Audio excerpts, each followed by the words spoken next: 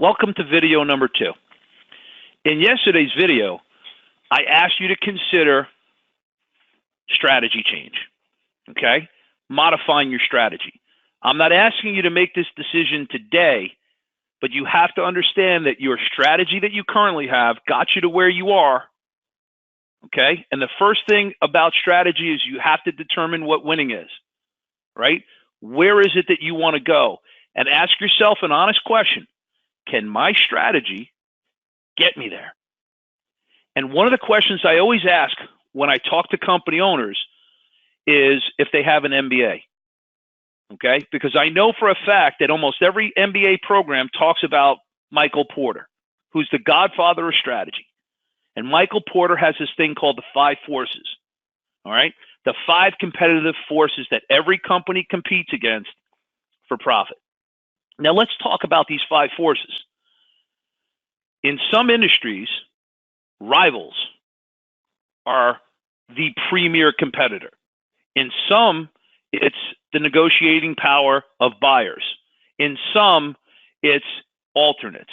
So as a marketing agency, for example, boy, oh boy, we get our butts kicked by all 5. Your business, your vertical, your industry might be different. That's okay. When we get on the phone and talk, we're going to walk you through which one of these 5 forces is taking your profit. And remember the formula from the last video. Profit equals price minus cost. Because as we go through each of these 5, you're going to ask yourself a very simple question. How do rivals cost me money? How do they cost me profits? Because they do. And there's a very real way that you can beat them. But if you don't have a strategy that beats these 5 forces, that's the reason why you're never going to go from 10 million to 15 million or 50 to 70, all right? Or whatever number it is that you've decided in your mind, okay? So at a bare minimum, you sat here through 2 videos, and what you know now is that you have been getting up every morning trying to grow your company's profits. And ask yourself an honest question. Did you know who you were competing against? Because if you can honestly answer that question, then you have to ask yourself the next question. For example, if you said, Tom, I don't know. I did not know. I might have known rivals. I might have known alternatives, but I didn't know the other 3. I wasn't thinking about it. Then you have to now go back to your strategy that got you to where you are. And ask yourself, does my strategy beat these 5? Because here's the truth of your business, okay? Pay attention. This is the truth. I don't like to use the word secret. I like truths. You know why I like saying the word truth? Because the truth will never be outdated, okay? A truth is a truth. All the wonderful technology in the world has to work in concert, in alignment with time-tested, proven principles. People don't change, okay? These 5 forces, I don't care what kind of technology you're using, okay? Ours included. You're still going to compete against these 5.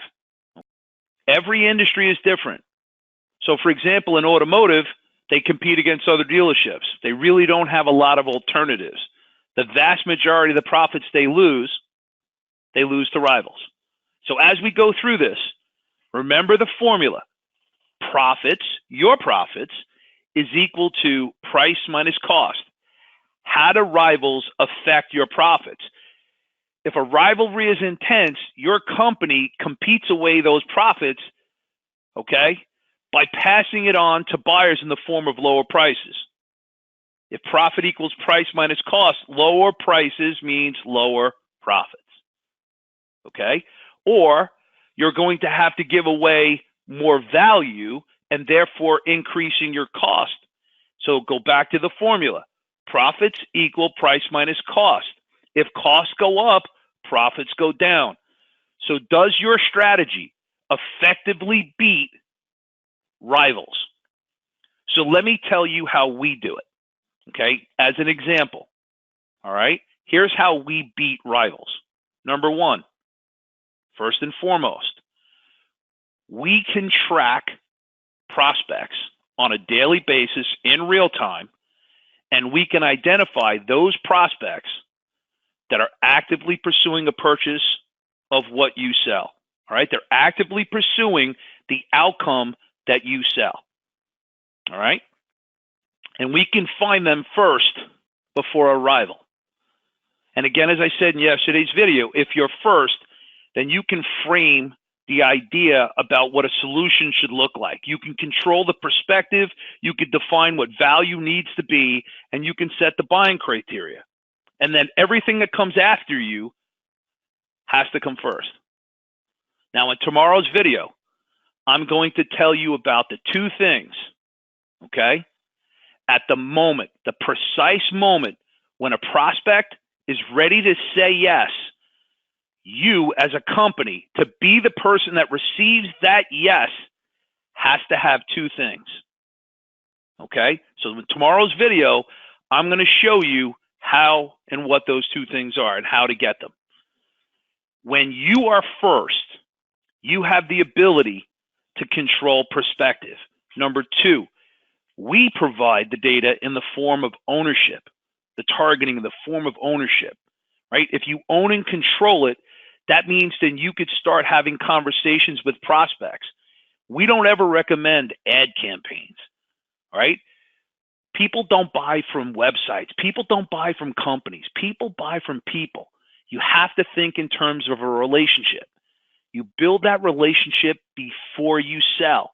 If you own and control the data, then you could target that person and have conversations with them on multiple platforms, okay? You can have conversations about multiple topics. You can have them as often as you want, right? You develop a relationship the same way as you do face-to-face. You start a conversation. If you own the data, then you'll be the first one to start a conversation. You'll have the most flexibility by being able to have those conversations anywhere you want, as often as you want, on as many topics as you want. You can help them in order to build the trust, because trust is at the heart of a relationship. If you're first, you don't have to start selling your company. As I said in the first video, what you want to do is help them with their problem first. Because once they realize the, lay of the land on their problem, then they're going to know what solution to choose. And if you're the person that's educating them about their problem, which you're an expert in because you built the solution to it, then you're going to be building trust naturally by helping them. Not saying, look how great I am, okay? Marketing is not about programs. It's about relationships, right? Marketing is a dialogue. Even though you're advertising to somebody, you're really having a conversation via your collateral or your landing page or your website. There's a mental conversation going on. You have a mental conversation going on with me right now. This is not me talking to you. This is not a monologue. This is a dialogue, okay? The goal of marketing for your company is not to make a claim about your company. Your goal of marketing is to foster a conclusion, to help them see what they don't see, help them understand what they don't understand so that they can make a smart buying decision. Now, how you're going to show how you stand up when they have to make that decision and make a smart buying decision, if you're the person that's built the trust and you're the person that's educating them, they're going to give you the sale. There's one other thing besides having a relationship when that person is ready to say yes, and we'll talk about that tomorrow, okay? But in order to beat rivals, it's simple. You have to start the conversation first. You have to develop a relationship. You have to build trust by helping them first, okay? Because prospects don't care about you. They care about their problem. Right? There's only two things that are of interest to them. They have a problem that they no longer want, or there's a result that they want but do not have, right? And if you want to switch out result, there's a change that they want but do not have, or there's an experience they want but do not have. If you're the person that helps them with their problem or the result, you're helping them while not telling them about your company first and foremost, right? You're being customer-centric. You're helping first. At the end of the day, that's how you build trust, right? You've been listening to me now for 2 videos. I'm not saying you trust me fully, but obviously you're still here and you're still listening and hopefully learning and applying what I'm teaching you, and we're slowly developing a relationship. Okay? I'm not asking you to buy. I'm helping you fix your problem. Your problem are the 5 forces. If you want to grow profits, you have 5 forces that you lose profits to. This is how you beat rivals. Okay? Powerful suppliers. You compete against suppliers, right? How do you do it? Take Google and Facebook, right? If Google and Facebook charge higher prices or insist upon more favorable terms, they lower what? Your profits. Go back to the formula. Profits equals price minus cost. If they raise prices, your costs go up. If costs go up, profits go down. If they change terms, they increase cost, profits go down. Do you have a solution to a powerful supplier, specifically Google and Facebook? Now, before I tell you how we do it, let me be the first one to tell you, I am not anti-Google. I am not anti-Facebook. Okay? What I am is platform agnostic. Okay? You should use Google and Facebook. Okay? But you should have a solution and a strategy that offsets their power, that enables you to get what you want without having them control your profit. So, for example, when we have the targeting, right, and we own and control it, then it's portable. So, for example, if we're uploading it to Google, and when we do, we get phenomenal results, okay, Google and Facebook work on what's called a relevance engine. They don't work on a high bid. Has nothing to do with how much you bid, okay? Meaning they want to make sure that the ad that they show is relevant to the prospect. They don't care about you as an advertiser, because that person is going to come back multiple times if the ads are always relevant to them. They're going to come back and do keyword searches. They're going to come back to Facebook and spend time. And that means more opportunity for Facebook and Google to show them ads. So if you show ads to prospects and you don't get a high click-through rate, to Google and Facebook, they think the ad is irrelevant. And therefore, they're going to charge you more per click. If you upload targeting that's highly relevant, because we're only targeting people, the needles, not the haystack, people that are actively pursuing the outcome that you sell, right? They're actively shopping and researching a purchase of what you sell, then you're going to get a higher click-through rate. And Google and Facebook work on a relevance engine. They're going to give you a lower cost per click. And that lower cost per click, okay, is going to result in a lower acquisition cost. Now think about that formula again. Profit equals price minus cost. If you're the first one, you're building the value. So you're going to have a better chance of getting a premium price. And if you're not at the mercy of your supplier, then you're going to also be able to get a lower cost. Now, this video isn't about me. It isn't in tremendous detail about, that's just one of the ways. There's multiple other ways in which we can help you beat powerful suppliers. That's just one. So if you want to schedule a quick exploratory call with us, you can, and we can go into tremendous detail. All right. The next one is powerful buyers, right? A powerful buyer forces prices down or demands more value from you, thus capturing more of your profits, right? If they ask for lower prices, right? Profits equals price minus cost. If price has to go down, profits go down. Right? You're not getting a premium price anymore. Your profits go down. If they ask for more value, your costs go up. Costs go up, profits go down. This is exactly why you're not making money. So how do you offset powerful buyers? Well, here's the first thing that we do. If we control who's in market, knowing who's in market, we don't have limited prospects to talk to. So our pipelines are full. You see, if you're only getting a handful of people, you're going to let them dictate terms. You're going to let them dictate price. That's the first thing. It's like playing poker and having a small amount of chips. You're afraid to say anything because you're afraid to lose what little you have. If you have a small amount of leads, you're going to basically kiss up to every single prospect because you're afraid they're going to walk. Prospects know this. That's why they're powerful buyers, right? The true phrase for this is not powerful buyers. We had limited space in the slide. It's the negotiating power of buyers, right? Same thing, powerful buyers. Their negotiating power goes away when they're one of thousands that you're communicating with. Number two, and probably just as important as the first one, when you're able to start the conversation while they're researching their problem and you're building a relationship and you're having a conversation and building trust, what happens to that prospect before they get on the phone with you in today, 2018, is tremendously important. Because at each step, the prospect makes a decision. Do I believe that you're capable and trustworthy to get me to my destination? And you see, this is the hardest thing for companies to understand. And this is something that you can implement today in your marketing collateral, your website, and your sales process. Companies don't care about you. They care about solving their problem. They care about the result that they're after. Their first destination, first and foremost, is to make a smart buying decision.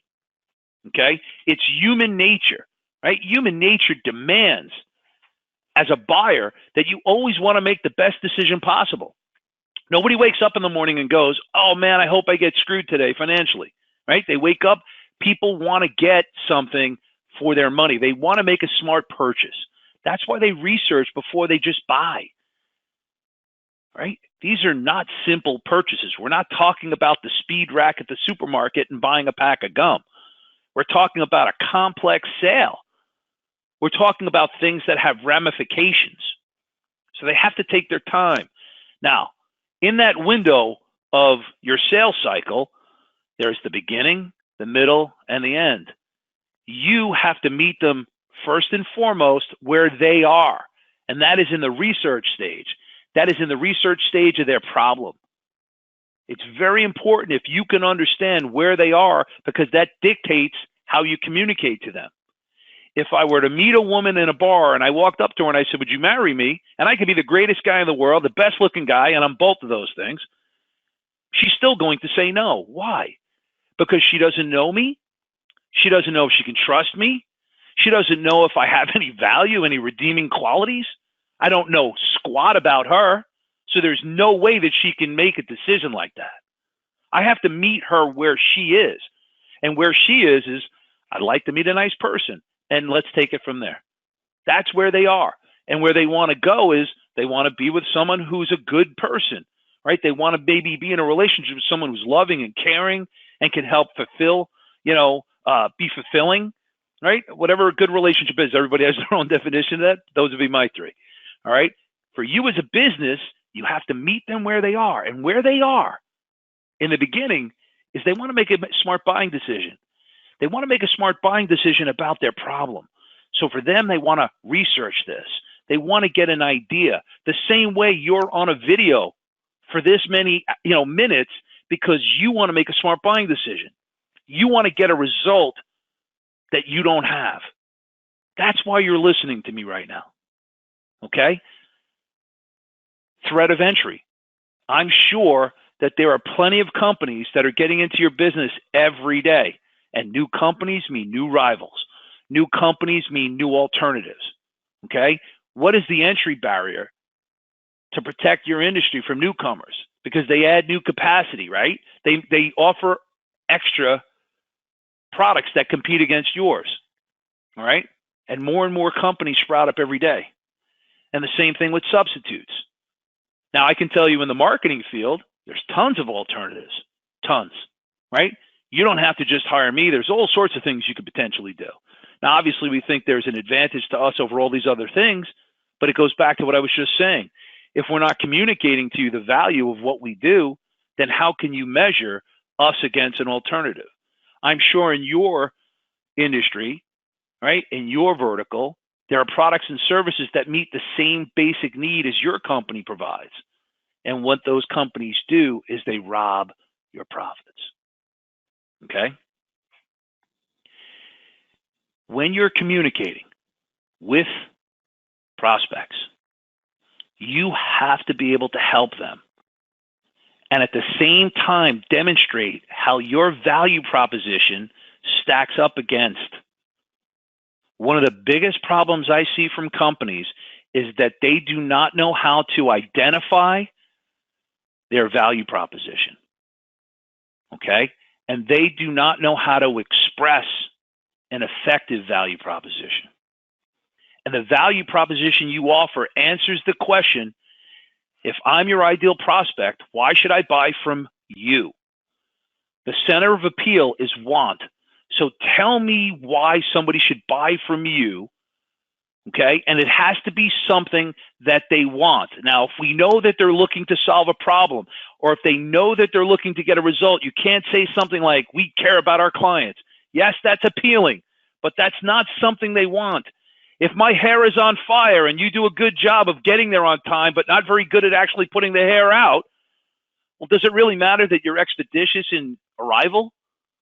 That's not something I want in a high interest way. It's valuable, but it's certainly not going to deliver the solution to my problem or produce the result I want but do not have. Okay? So if I were to sit down with you, and this is a conversation we could have when we get on the phone, is that I'm going to show you how to identify your value proposition, okay? And I'm also going to ask you questions about level of exclusivity.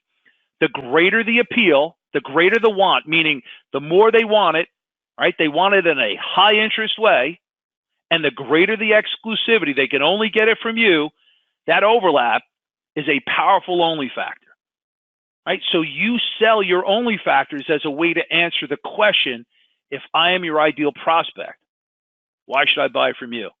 So as an example, I just told you that if you called me, when we get on the phone, I'm more than happy to help you, show you how to identify an effective value proposition for your company.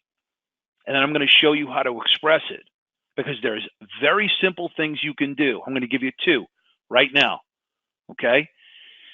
You may match a competitor on every dimension of value except one. Okay? And in that one, you need to excel. All right? I ask this question every time I get on the phone with companies. When does marketing start? When does marketing start? Not what is marketing. When does marketing start? Because marketing starts before you create the product. Meaning you built that specifically for somebody. You built that product for somebody for a particular problem that they have, or a result that you know you can deliver. So when you look at things that you offer, okay, for appeal, for example, is it relevant? Is it important? Is it urgent? And then from explanation, clarity. If you have an authentic value proposition, okay, an authentic value proposition, then clarity trumps persuasion. You do not have to persuade people. You have to educate people. You have to communicate with people. You have to help them see it and understand it before they could even consider buying it. All right? A lot of times I'll ask a business owner or a manager to go ahead and shop your own company. Call up and pretend you're somebody else and ask them, simple question. If I'm your best client, if I fit the ideal profile of who your client is, tell me, why should I buy from you rather than a competitor? And then ask 3 or 4 people in your company. Look at your website. Look at your marketing collateral. It's different every single time. Here's the thing. Every company, every prospect has a motivation. It's the single greatest factor in somebody saying yes. Okay? Think of motivation as an outcome, right? The problem, solution to the problem. The solution that delivers the result that they don't have, okay? There's an outcome. You got on these videos because you wanted to be more profitable. But ultimately, that's not why you got on these videos. Now that you've seen 2 videos, you now know that your problem isn't being more profitable. It's how do I beat the 5 forces to be more profitable? And the answer is, I need a better strategy that directly attacks the 5 forces.